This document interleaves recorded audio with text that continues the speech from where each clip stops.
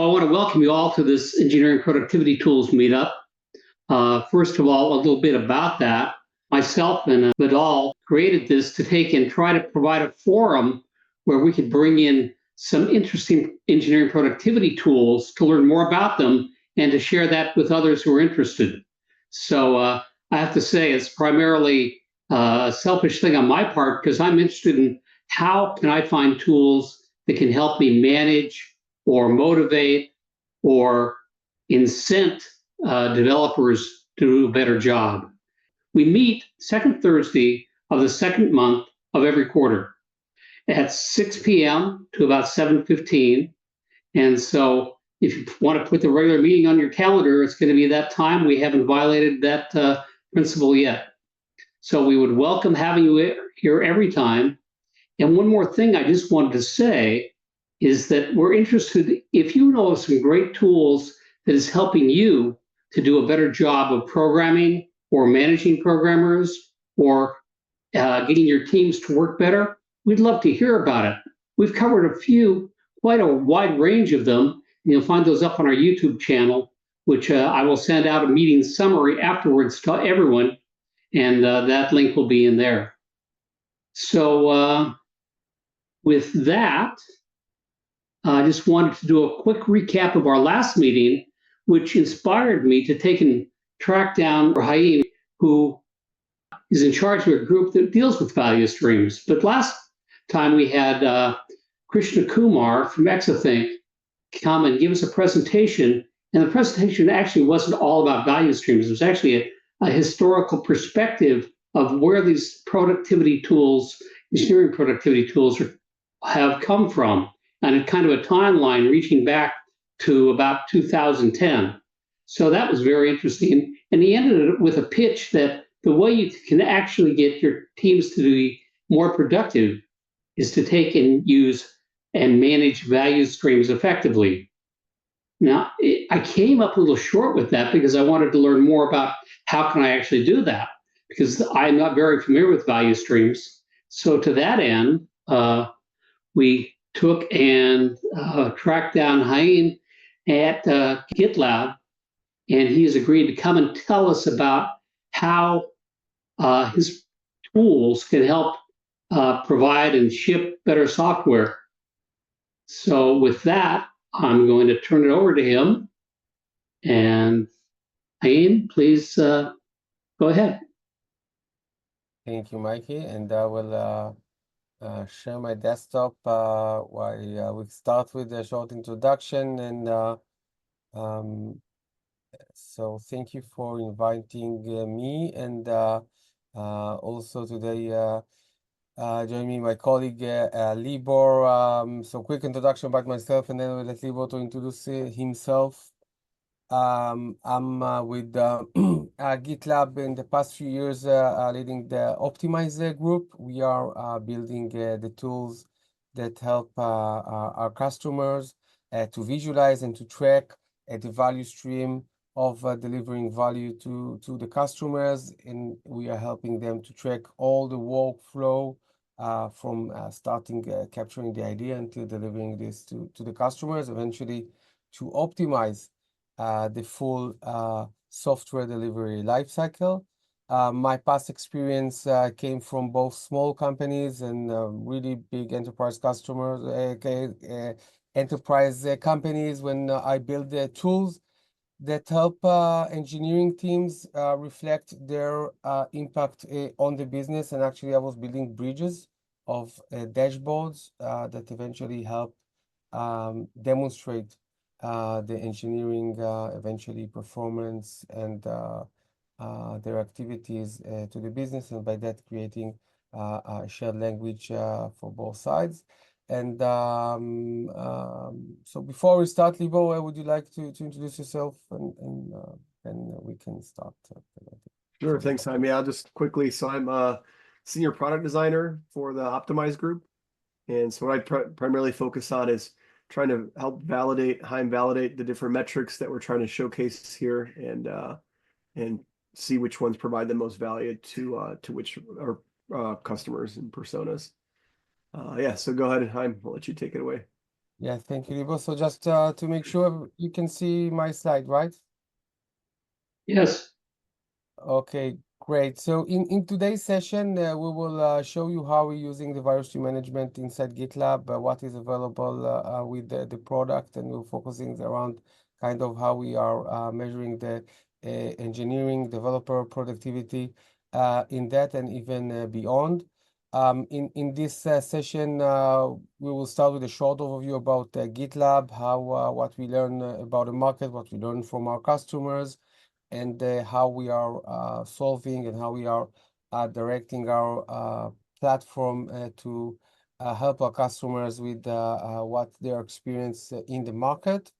Also, we discuss a kind of how we see developer productivities, what are the important metrics to measure in that aspect, and how to measure developer productivities.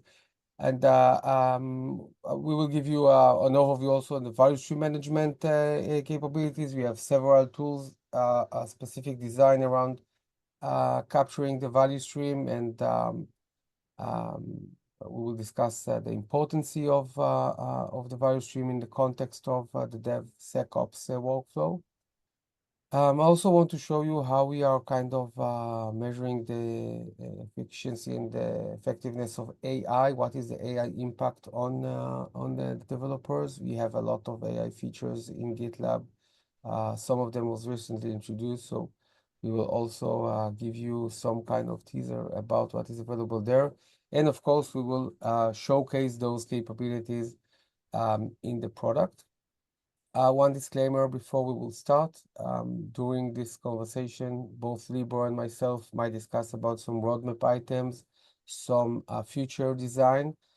So while we are very happy to be transparent and to share everything that we are doing and kind of where we want to go, but we cannot commit it to a specific date or a specific maybe a design if we will show. However, we will everything we want to share with you as much as possible, so we can also learn from you.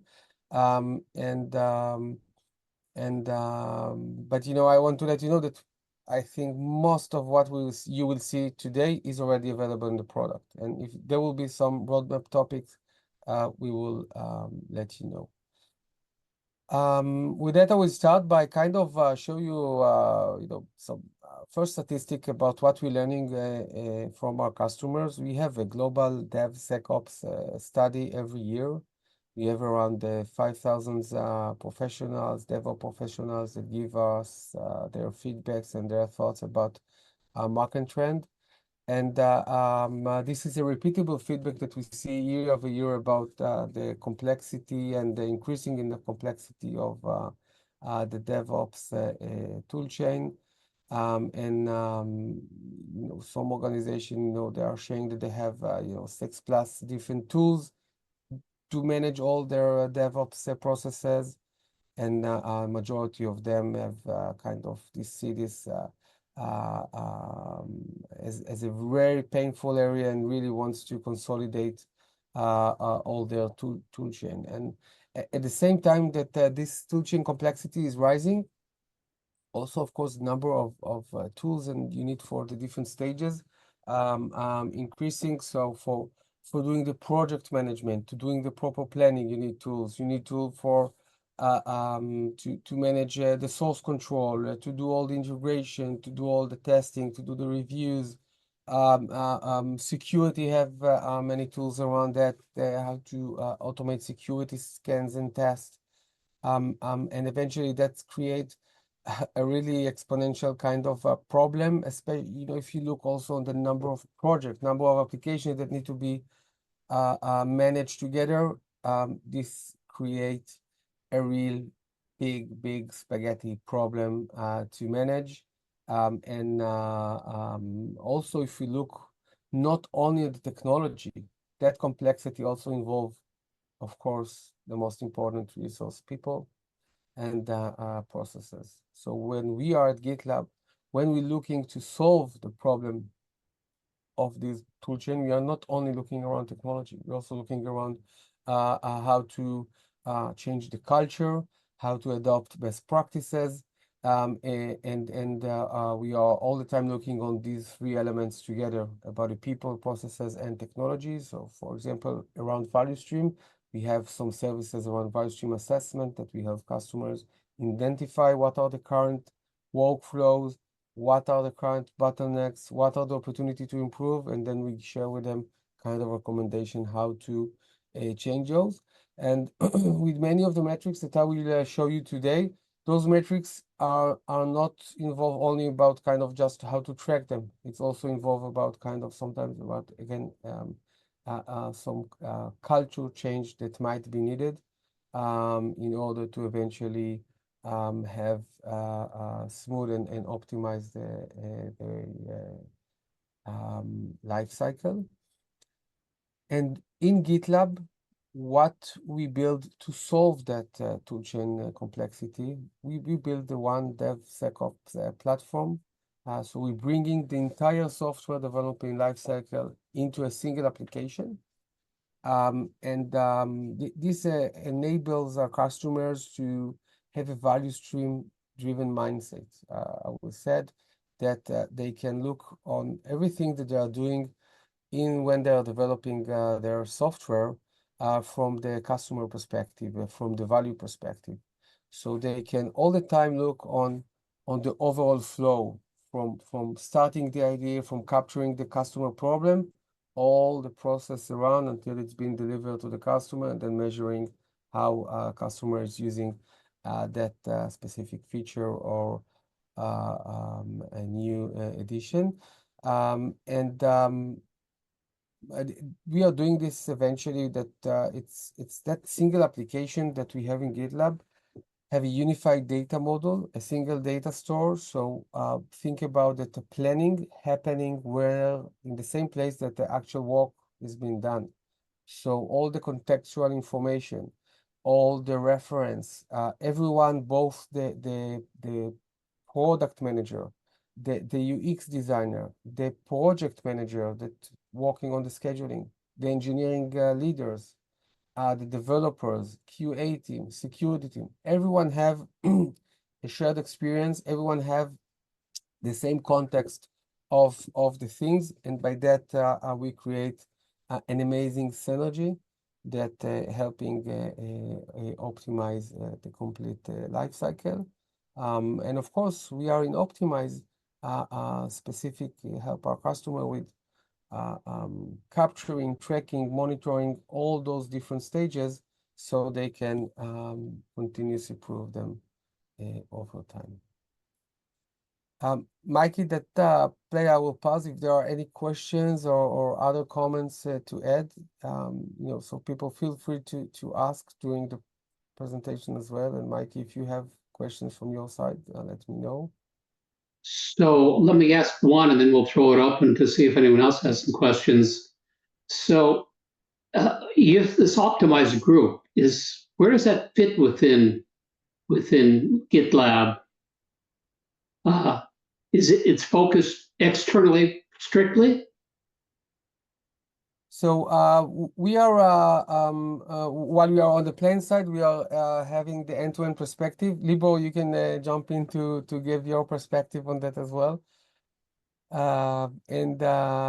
So we are working with all the different stages with GitLab, and we are capturing the key metrics for those stages. And while it's very important to have, we have analytics also for the project managers. We have analytics around planning. We have analytics around the CI/CD performance. We have analytics around security. So each stage and each different persona that's working on the platform have its own, can get his own metrics and his own kind of visualization about the specific task that he's responsible. And we are in Optimize, we are capturing the top level of the metrics, and we creating this tracking of the value stream. So I still don't quite understand whether it's an external focus or an internal focus or internal and external. Yeah, it's internal. It's building out of the box in the product. Most of the tracking that we are doing is doing automatically. It's sometimes you just need to enable maybe some toggle to just start to collect the data, and then you will have those dashboards and those metrics being collected automatically, and then we'll bubble up those insights for you.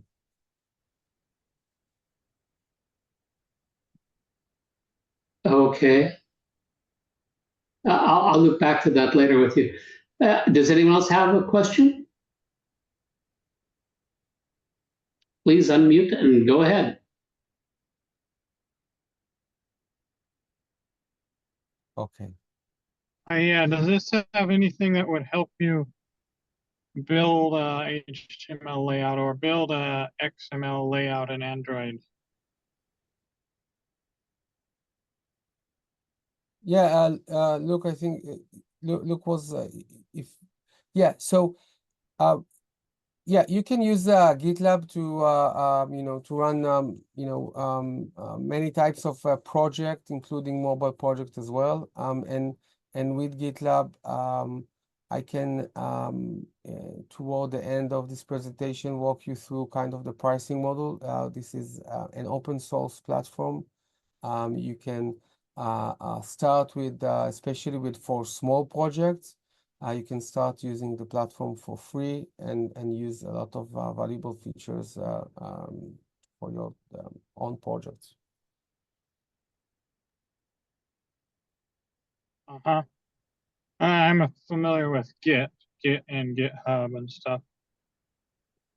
Yeah, so I didn't review all the historical perspective, but yeah, so GitLab is built eventually on the Git kind of source code, and we continue to develop the platform as an open source, and we keep any release all our basic capabilities, and especially capabilities that are focusing around the individual developers and how to run the pipeline CI/CD. Many of those capabilities available for free. And once our customers need to scale into the enterprise use case and need to scale into much more complex use case, then there are the different pricing tier. We have a premium, we have ultimate. It depends on the level of the features. As long as you've been mature and as you adopt more and more kind of the end-to-end perspective, that will eventually you need to purchase kind of the additional license. We can do yes, Mike. Yeah. I'm sorry, didn't mean to interrupt, but one of my associates was under the impression that to access the value stream features of GitLab, you actually had to have the premium product. You can answer that later on if you want, but that's a question that I have. So even with the value stream, we have some basic capabilities that will be available for everyone, especially metrics that are focusing on the individual developers. So they also available in the basic tiers, and again, the perspective for the enterprise when you're looking into more the executive level, the CXO level, those will require the additional license. Thank you. So anyone else? Yeah.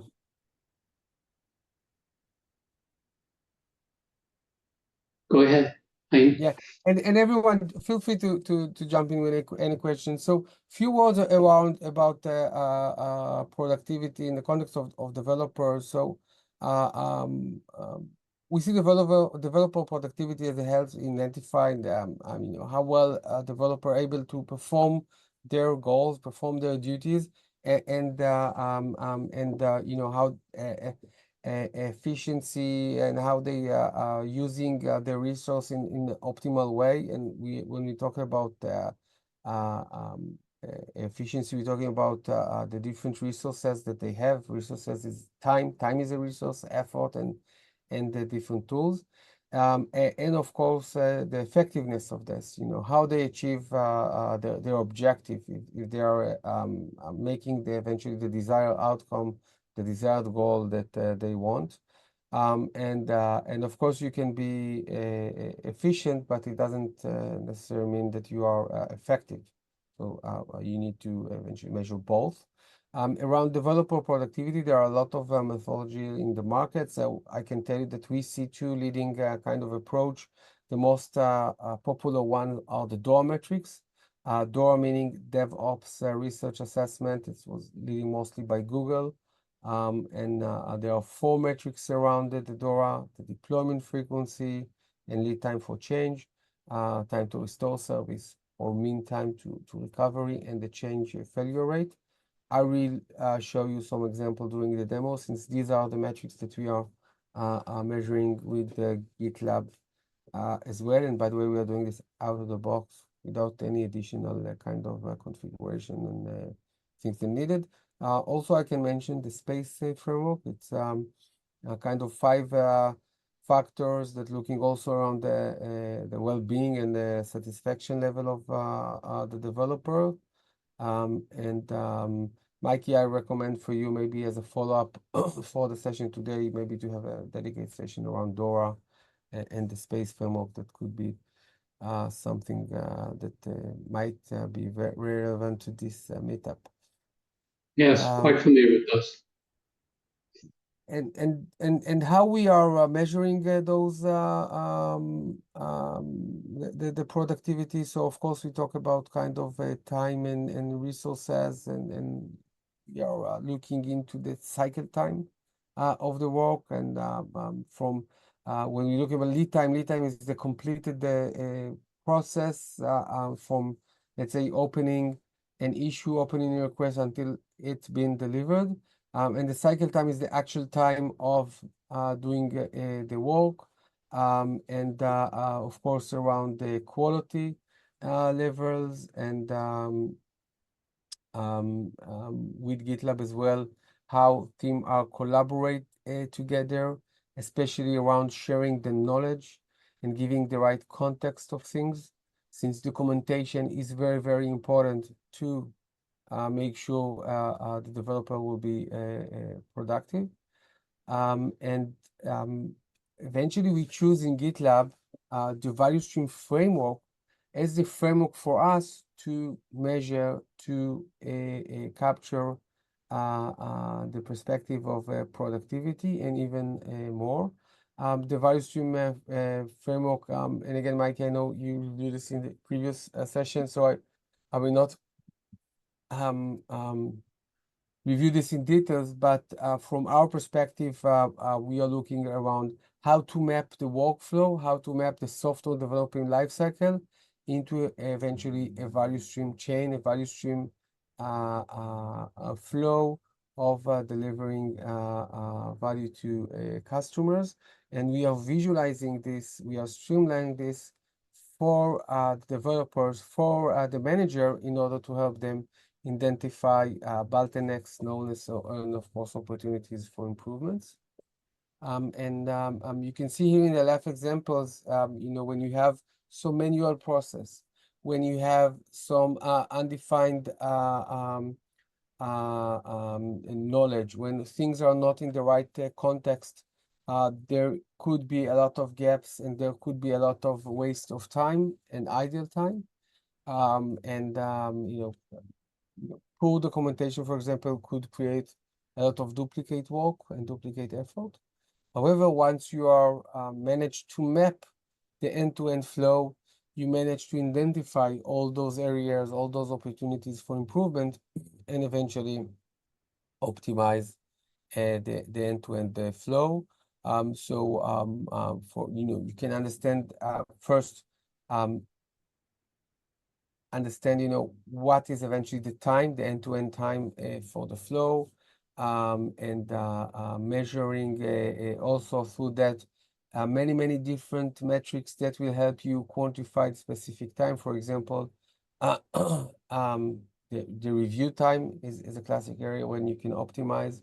Also, the DOA metrics are measured in the context of the value stream management, and help you as well optimize the life cycle. and I will show you some examples in the demo. Here are more examples about value stream goals that our organization can look. So it could be around productivity and about improving security process, improving transformation into the cloud. So everyone in the organization, it doesn't matter the type of persona. It could be a security expert, it could be a project manager, it could be a product manager, it could be engineering leader. Everyone can have its own value stream and can measure a different goal through tracking the end-to-end workflows. And before jumping to the demo, I also want to show you kind of mention you what we recently did with the AI. GitLab introduced GitLab Duo. It's a suite of capabilities that provide the AI assistant workflow for everyone that's working in the platform. It's involve all the different stages. It's integrated into the different features that are already available. And also we are maintaining a lot of high standards of privacy to protect our customers. And with that, I can tell you that we have feature to help you explain and summarize a complex problem, suggested a code so you can make a faster development, and help you to review. We can suggest you reviewer, and by that eventually help you automate more and more capabilities. In the demo today, we show you how we are measuring the impact of using AI on the developer productivity. And maybe one topic that I do want to highlight, and again, this is my last slide before the demo, is when we are talking about productivity, we discuss about kind of the effectiveness and efficiency, managing your time. It's been maybe the most classic examples that again we see from our customer. We see when we are dog fooding the product by himself, is that the DORA in their state of the DevOps report, they have also a yearly report. They're showing the importance of faster code reviews and how eventually it impact the outcome for the business. And in GitLab, it's a merge request. So merge request review is a key metrics eventually to optimize the development life cycles. And this is a classic area to find some roadblocks. And this is a very popular point to start looking when you want to improve eventually the end-to-end flow.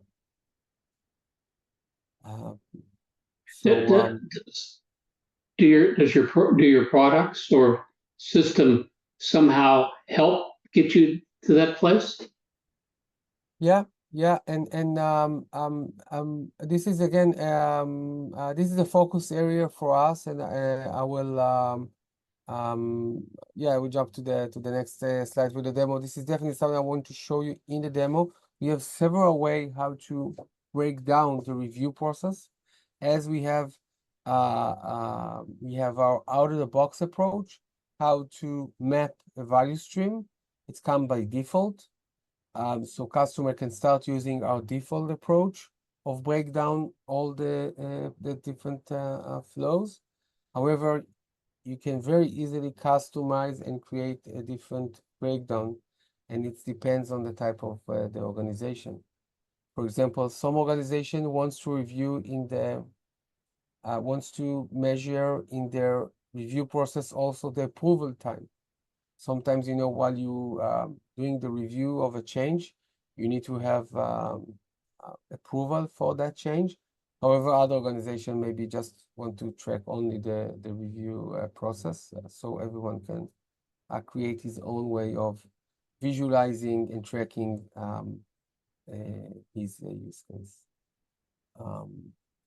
In the demo, I will focus with the high-level view that we have. We have the value stream dashboards, how we are visualizing in the organization level the top metrics, and how we help help manage the trade-off between speed, velocity, quality, stability, and the security. I will also, of course, show you how we are visualizing the value streams, how we're doing the value stream mapping, and show you some examples about how we're measuring AI. And of course, I will demonstrate for you how to optimize the review process, demo review process. Any further questions before the demo? Any more questions? When you say device, what does that mean in this context? Yeah, I'm talking mainly about the product. This is kind of what we're talking about. This is mostly what we are looking for.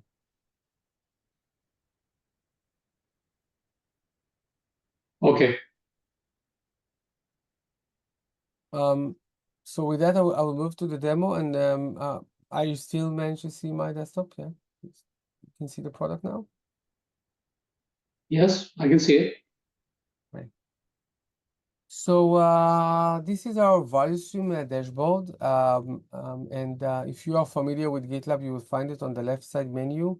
You will see all the different tools and different stages that you can manage with GitLab, and there are more. Again, this is my personal account, and on the left side menu we are organize all our analytics side under the Analyze sub menu. And in the top of that sub menu, you'll find the value stream dashboard. This gives you the organization level perspective of the work that been done. And at the top of this page, you will see a high-level usage overview that give kind of high-level statistics about what this specific organization, this is a demo organization of a technical marketing demo, how many groups we have here, how many sub-projects. So we have an organization with many groups, many sub-projects, how many developers, user contribute code here, and how many issues, merge requests are the changes, and eventually how many pipelines running here. In this view, we have the top metrics that we are measuring in GitLab. You will find the top on them. These are the DOA metrics, deployment frequency and lead time for change. Those are indicating the velocity, the speed of the developers. Time to restore service and change failure rates will indicate the stability, the level of quality. And we are visualizing those metrics in the historical perspective. So with those spark lines, you can see the historical trend, the past 6 months, and how these specific metrics behave over time. And also, while we are visualizing those metrics side by side, you can also see those in the context of those different metrics. Since, for example, you can, let's say, you can improve your deployment frequency. You can deliver much more code every day, delivering more and more features. However, if you are in the same time increasing your change failure rate, and in the same time you are just creating more and more bugs, creating more and more interruption to the service, this is eventually creating a business problem. So it's very nice to say, hey, I'm improving my velocity. I'm reducing the cycle time of the development cycle. However, if I'm creating a lot of quality problem, again, so what is the value to the business? Same things goes. You see here we are capturing also the vulnerabilities. We have automatically scans. Also we are giving kind of the insight how are you exposing to security while you are doing this. And then again, this is a place you can balance. You can find the optimal point between running fast, delivering a stable software, and how much you are exposed into security. Also here we have a lot of other key metrics, for example, kind of how many issues are created. Issues are kind of tickets in GitLab, and also how many people contribute code during this time. Libor, would you like to add kind of your context here as well? First of all, sorry, Haim, I had to drop really quickly, but I had to switch. My wife was able to help out now. But anyways, I think that was a good summary. I'm really curious to hear about any questions around this and any kind of feedback, as we're still constantly working on improving this this kind of comparison table visualization. I'd be curious to hear anyone's feedback on this. So if I can I just verify the fact? So this is real data from GitLab, is that correct? Yes, that's correct. Because that's a lot of groups, and that's a lot of members. Yeah. Correct. We are very proud about the velocity of, and again, we have some amazing examples to show you here.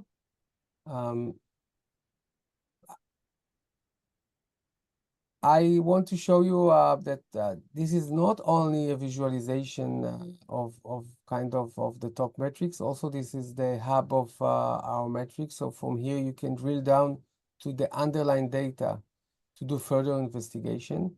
So for example, when I click on the deployment frequency, I now see the overtime behavior of the deployment. So you can see here, of course, this is the weekday, weekend, seasonality. There is a nice example here.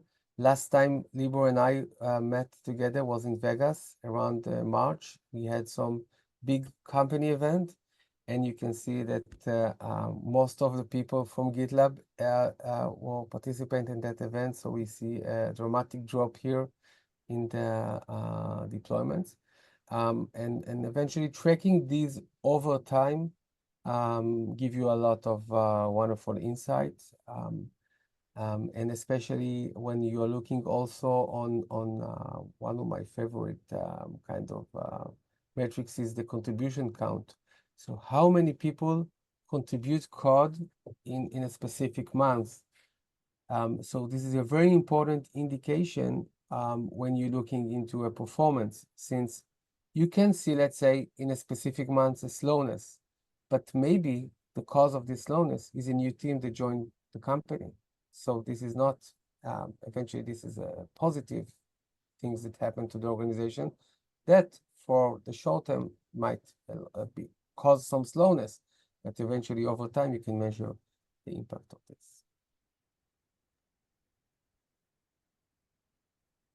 One thing I wanted to add to, I don't know, Haim, if you've talked about the customization of these dashboards yet.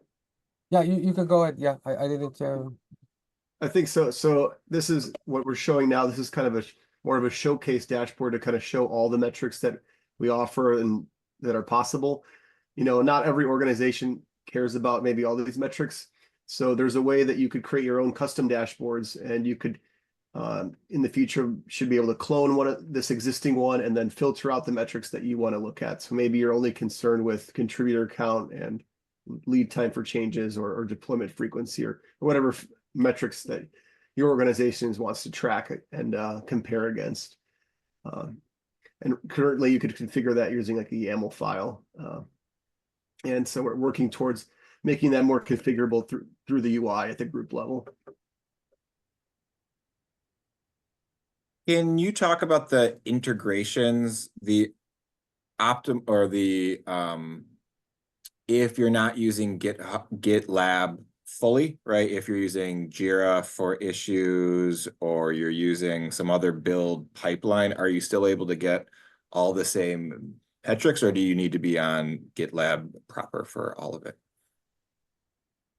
So Glenn, this is a great questions. Some of the metrics are not dependent on Jira or ServiceNow or other tools. However, to track the complete flow, if you have, let's say, you're managing all the planning side on Jira, you will not have that perspective. But when you're focusing around the productivity of the developers, so for example, the Duo metrics, both the deployment frequency and the lead time for change, you don't need to have any external data. You just get it from the GitLab CI/CD. You get this out of the box. And also for tracking the quality, tracking the stability, you can integrate you can integrate the incident. You can integrate those failures into GitLab, and you will calculate those failure rate into the Duo metrics. So, for example, for the time to restore service, we will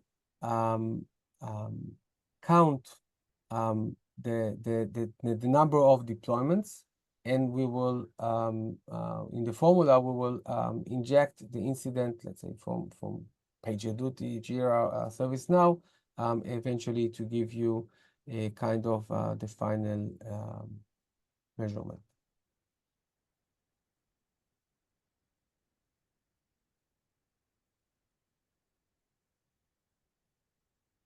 And another example that I want to show you is that while these views give you the high-level view, another thing that we try to solve is how to summarize the health of the DevOps performance from the organizational perspective.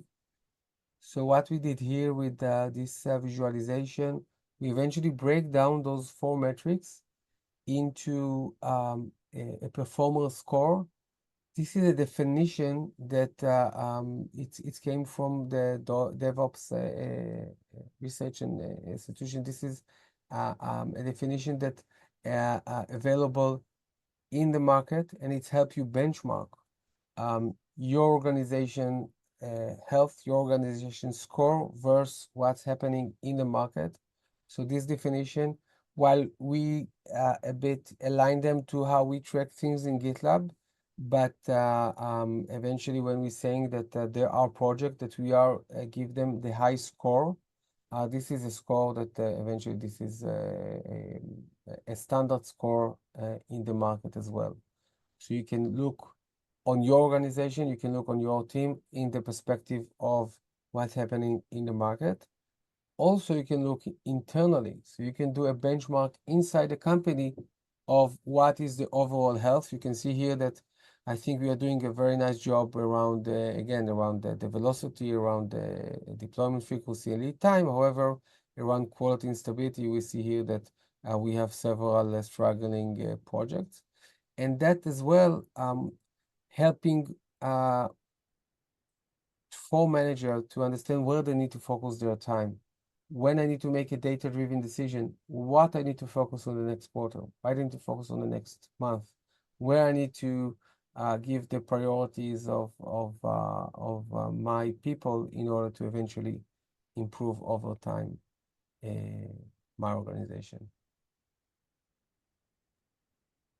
Can you clarify on the industry standard? So like I use TX 360, and so they compare you to the other in their they take samples from all their other customers. Are you taking them from all of your current customers, or are you taking those industry standards based on the DORA report and the averages?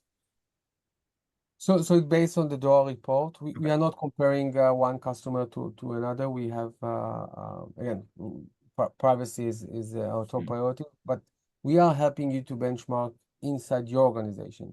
So if you look here, we have You know, we have almost 5,000 sub projects here, so we can help kind of a benchmark between all those internal projects, while those scores eventually have a very similar definition to what's happening in the market. So it's helping you also getting the external perspective.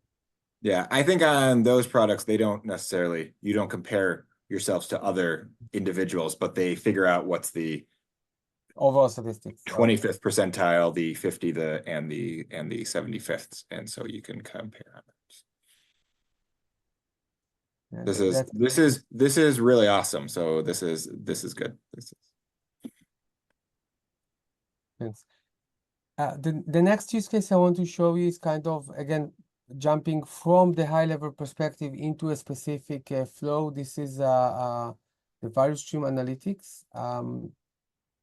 This is a much more focused tool to give you the perspective of the actual work that's been done, all the issues, all the merge requests. And in this overview page, we are visualizing the high level time, and we show you where most of the time was spending in this flow. This is kind of the last 30 days perspective. You can see here that this is, again, I just drilled down by default. It was for a specific usability flow that our AI team created for themselves. However, I want to show you something a bit more generic that we have. So I'm changing my perspective, and it very easily I can jump in from one flow to another flow. And now you can see that we have a different stages. So the mapping here is a bit different from the mapping that you just saw earlier. And again, we are visualizing where most of the time was spending here. So I can see that we have a lot of time of doing the validation and the design. So the product manager, the designer, when they're doing all the problem validation, the solution validation, they're spending a lot of time with customers, with understanding the requirements. So this is the time it takes. And for example, if I want to filter this out, I just click in here, and now I can I remove that time, and I can get a more perspective of kind of what is the next things that happening where most of the time right now, well, most of the time is being spent right now, and I see this on the planning side as well. So for now I'm talking about the project managers, how much time it's taking to scheduling the work, maybe to break down the work. And again, I can break this down and getting another perspective. And by that, I can kind of starting from the top to the bottom and understanding where most of the time is being spent during the development life cycle. And what I want to show you here next is we discussed a lot about the review time. So for each one of these stages, when we're mapping the value stream, we have a start event and an end event. Start and end. And we can have a lot of options for starting and ending those events. In this example, for the review time to merge, this is a metric that we are focusing specifically on the merge request review time, on the change review time. So we are capturing the time from the first time that a reviewer was assigned to a merge request until that merge request being merged. So when I click on this specific stage, first I'm getting a visualization of the overall time of this specific task. But more important, I have here in this item tables, I have all the merge requests that occurred and that answer that logic. And they are sorted by the duration. So we can see that this, for example, that change took 26 days. And now I want to investigate. I want to understand why that specific change took so a lot of time. I can drill down into that specific item And I can first understanding the overall context about what was the goal, why that change, what that MR was done. Also, I can see who's eventually created that merge request, who was the reviewer. And when I drill down, I can see all the timeline. I can see all the conversation that happened between the team that's creating the change and the team that did the review. And by that, I can identify the opportunities and things that need to improve.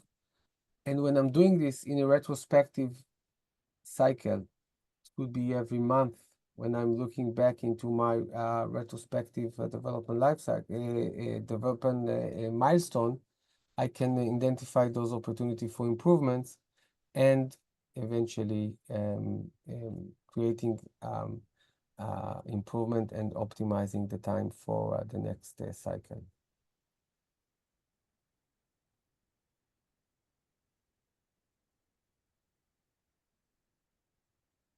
If there are any more questions, or Libor, feel free to jump in to share. Maybe we have some questions to ask also. I think I could ask questions all night, but continue. Thanks, Mike. Yeah.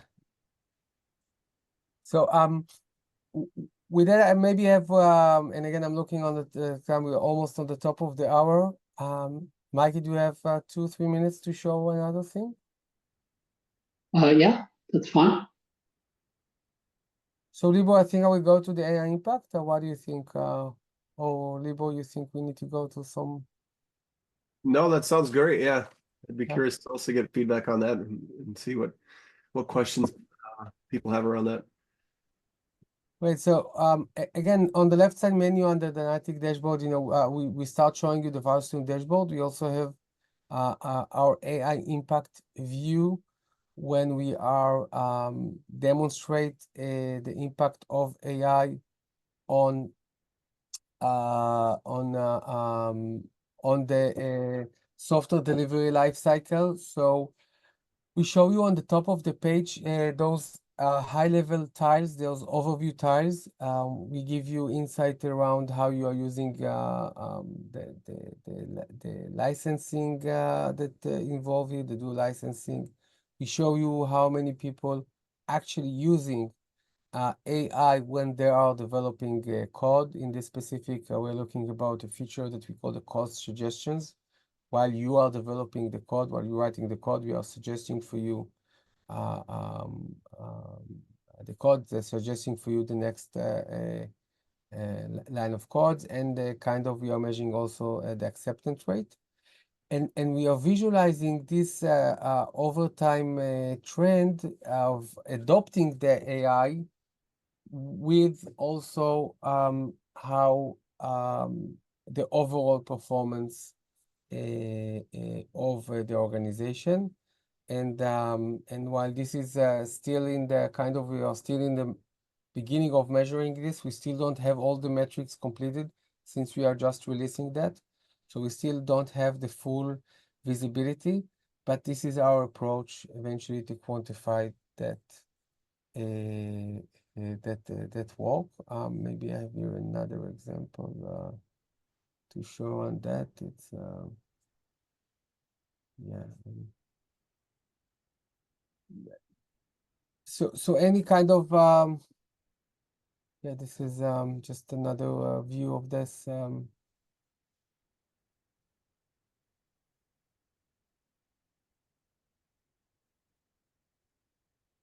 And again, as Libor mentioned, those metrics can be customized. So any organization can create eventually his own different way of telling the story with the data. And you can schedule the report with that. So you can have this on a weekly basis, on a monthly basis, and by that increase awareness of the entire team about what is being measured. Yes, Steve, I see here questions. Yes, could you show how you use the plan feature out there? So which feature? Steve? Plan, the plan? The planning. Yeah, the planning, yeah. Oh, Yeah, so we have under planning, we have kind of the actual work items are issues, and then you can group them by epics. We have,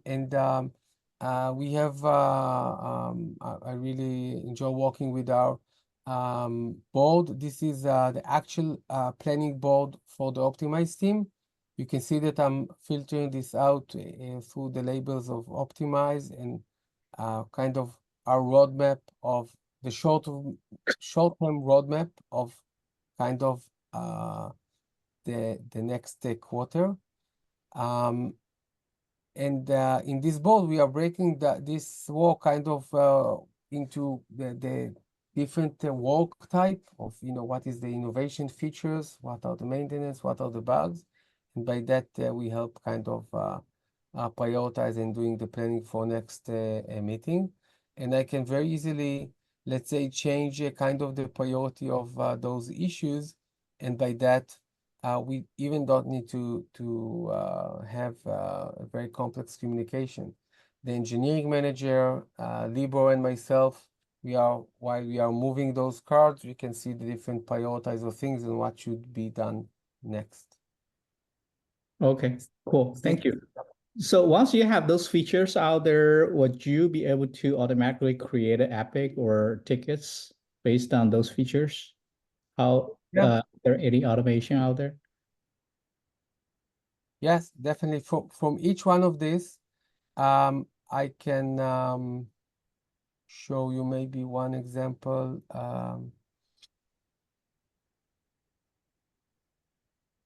So for example, this is an issue that Libor and I working on about some improvement on the dashboard that you just saw.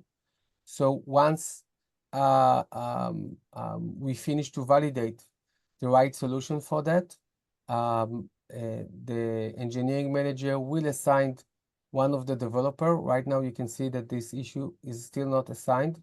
You can see that the status of this workflow is still on scheduling. And once we assign a person, and he will first review all the discussion, we'll get all the context, all the thoughts that Libor had, all the thoughts that I had, all kind of the feedback that we collected. He can click on the create merge request and automatically create the change ticket and starting working on developing the code for this change. Okay, so those features, each one of them actually is saved as like an issue. And then the board in the planning, you just like divide it into multiple buckets and the feature, bug, maintenance, those things. Okay, cool. Thank you. And again, those boards are really cool things to work. It's very easy to customize them, and also it's very easy to move things from one to each other. I just show you only one example. You can break this down into priority as well. And also you can move them. So for example, we talked about that specific issue right now that that was the one that is on scheduling. So I can, let's say, bring it back. Let me show you some. So let's say that it will be ready for development. I will move it to here, and the label will be changed. And now let's say that I made maybe a mistake, or I had a discussion again with Libor, and we think that this need to go back one step backward. So I will bring it back again very easily. And when I will go back to that issue, you will see that I was changing them, and actually I wasn't changed the right one, so I will bring them back. So you saw a real example of that. Steve, is this answering your question? Yeah. Yeah, thank you for that. Yeah.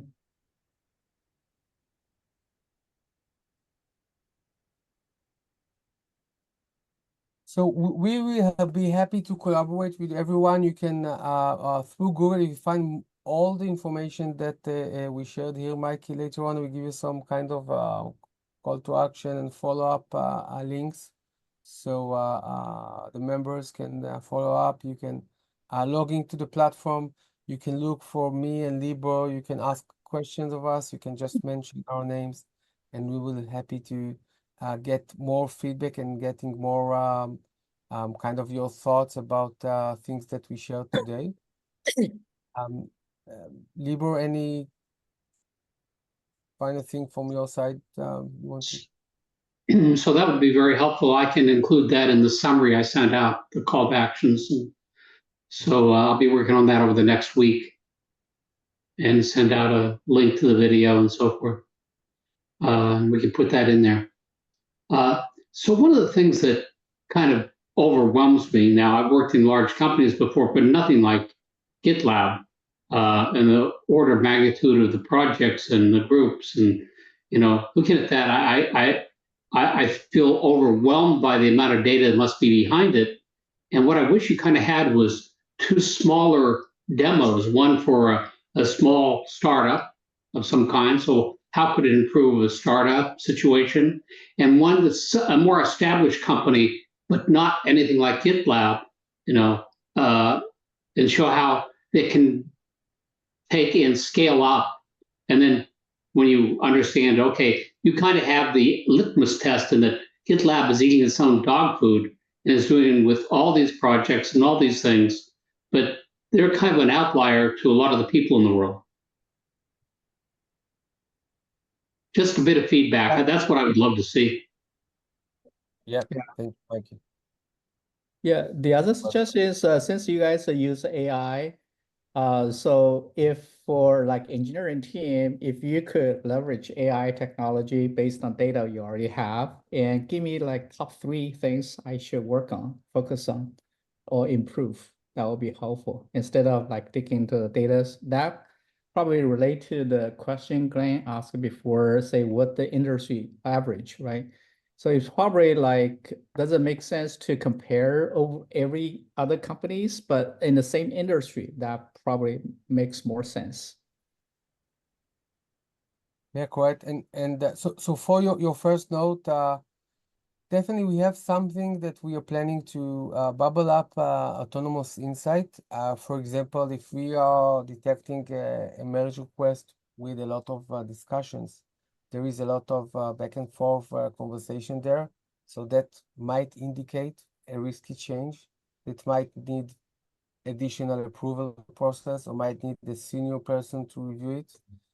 Or for example, there is a change with a large number of line of codes, meaning this could be a very complex change. So again, maybe we need, this could be a risk, so need to be reviewed.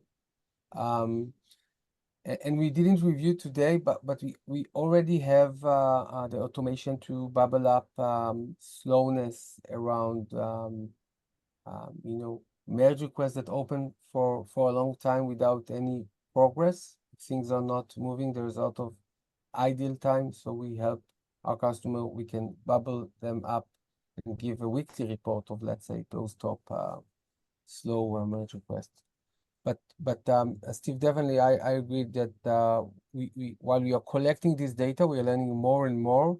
And as we are learning more and more, we want to capture and bubble those insights automatically to our customers. Okay, cool. So the other thing we use is the retro. We use a SaaS application called Team Retro. So basically after like 2 weeks of sprint, and then we have like a retro meeting that like the tool doesn't provide too much, but it's kind of useful in the sense that like facilitate the conversation. I think Jira recently asked something out there, but the user experience is not quite there. But that would be nice to have for your tool. What was that? The retro tool? Retro tool, this is the name, or? Team Retro. Team retro, okay. And thanks for mention that it's yeah, we have, usually what you're doing with our retrospective meeting, we are looking at the value stream analytic on, again, we can slice the data for a specific milestone or for a specific team. And then the first step of the retrospective is to collect the data, understanding what was happening. So we can automatically see kind of the past milestone how many issues were done, how many MRs, how many team people was involved, and the overall performance of that, and starting a conversation from that point. But thanks for mentioning this. I will look into that. Yeah, definitely. I think you guys can do a better job than Team Ritual because you have the data already. So the Team Ritual just facilitate a conversation.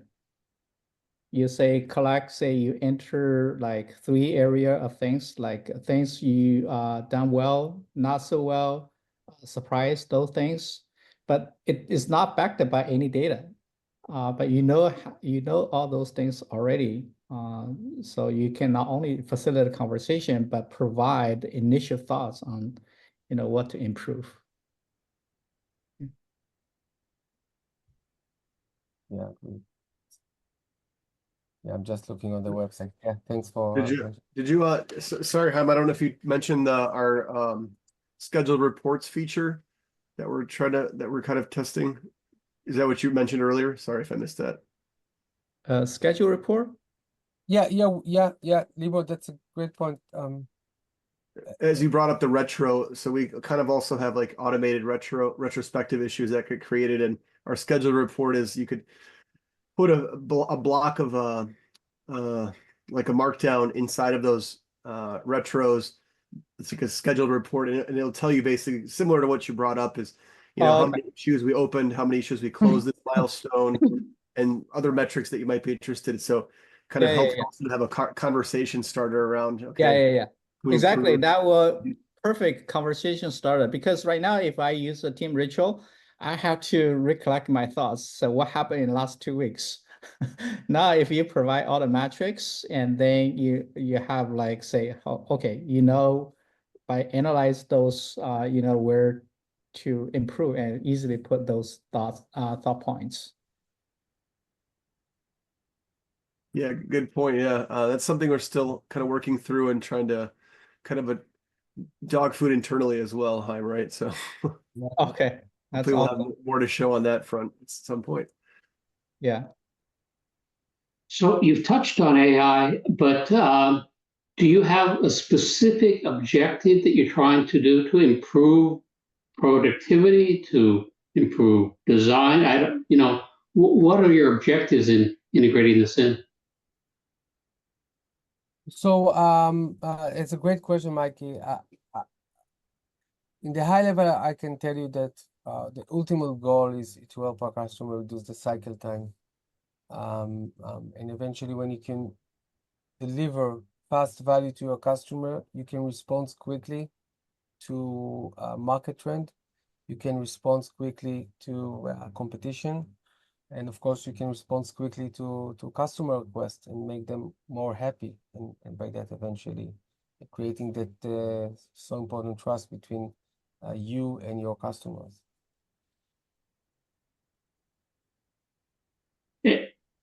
And you believe you have a unique approach to AI in doing that?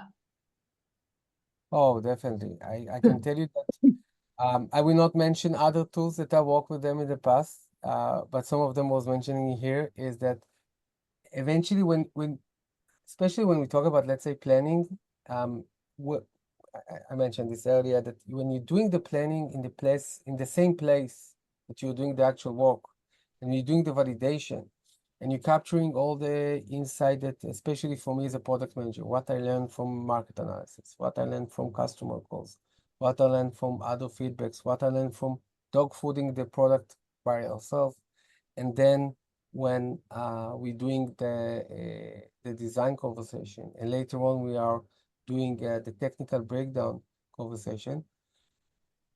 Oh, sorry for that. Everything have the same context. There's no breakdown of communication. And especially with GitLab, we are very proud about our async communication. So we don't have the need to meet all the time just to talk about what needs to be done. Everything is well documented. Everything is well presented in the right context.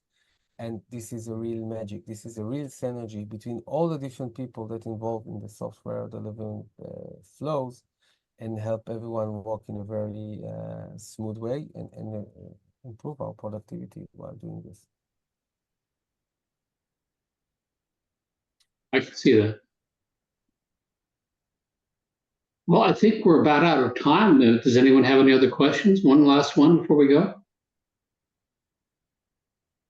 Okay, so I have another question. So for like this GitHub is mostly for target for engineering, right? So does it have any feature support like product management? Say if they have a PDD, how you can help like they write a PDD? Yeah, yeah. Me as a product manager, I'm working all my time in GitLab. Libor as well can share his perspective as a designer. I'm capturing kind of the problems in GitLab. I'm kind of sharing again some insights from the market in GitLab when I describing the problems and the problem statement when you're talking about personas. All this conversation happening in GitLab. So later on, when the developer is looking on the specific features that need to be developed, he immediately can see what is the problem that we try to solve. What was our kind of way of thinking when we thought about the specific solution. And he can immediately collaborate back with me, with Libor, about some questions, about some maybe other thoughts that the developer have that maybe we didn't think. Okay, so that's based on a feature, right? So for each new feature, you have like a ticket accordingly. Is that true? Yeah, yeah. Yeah, depending on the size too, sometimes if it's a small little update, we'll create an issue. If it's something a bigger feature, we'll create an epic for it that has like a lot of issues, related to that feature. Could be Okay. like a front end related issue, a back end related issue, a design issue, and then maybe some other feedback issue. So, but like Haim mentioned, like it's the real power of GitLab is to have the single source of truth is all within Okay. GitLab, which is great. So how do you support like the review process? Because people are still like used to like say this is a PDD, let me open the doc and I just read through, versus like say, hey, here's a bunch 10, 20 tickets out there, and you have like click through. It's a different kind of experience.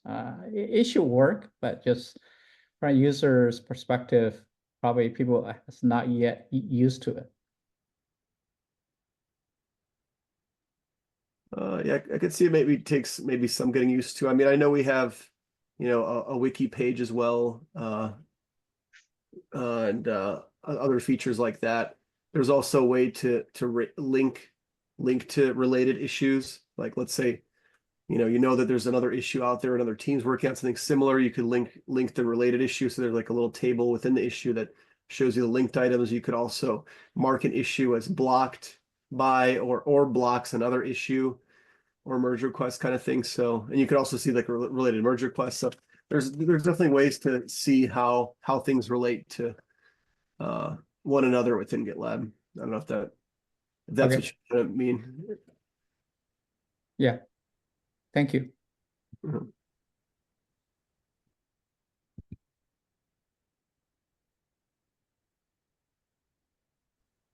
Well, I think we should probably wrap it up tonight. It's exactly on time, and I appreciate all of you who attended, especially appreciate GitLab for coming and presenting to us tonight, him and Libor. So thank you very much. Yeah, thank you, Mickey, for organizing this. Appreciate it. I'll be in touch. Thank you. Thank you. Thank you, Mikey and Haim, everyone for joining. All great questions. Thank you. Thank you. Thanks, everyone. Okay. Bye-bye. Bye for now. Bye all.